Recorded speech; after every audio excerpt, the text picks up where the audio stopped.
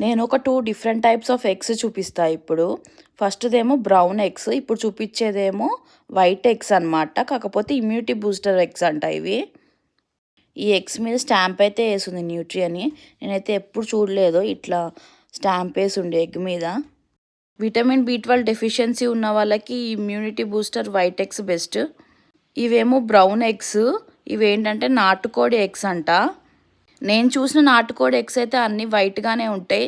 Little bit of brown colour ఉంటదేమో గానీ ఇంత డార్క్ బ్రౌన్ అయితే ఉండవు. బట్ ఇవి నాటుకోడి ఎగ్స్ అనే చెప్పారు షాప్‌లో.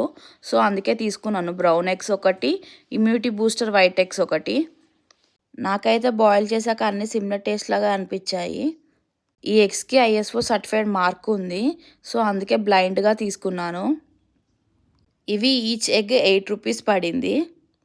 నార్మల్ ఎగ్స్ అయితే 5 రూపీసే కదా ఈచ్.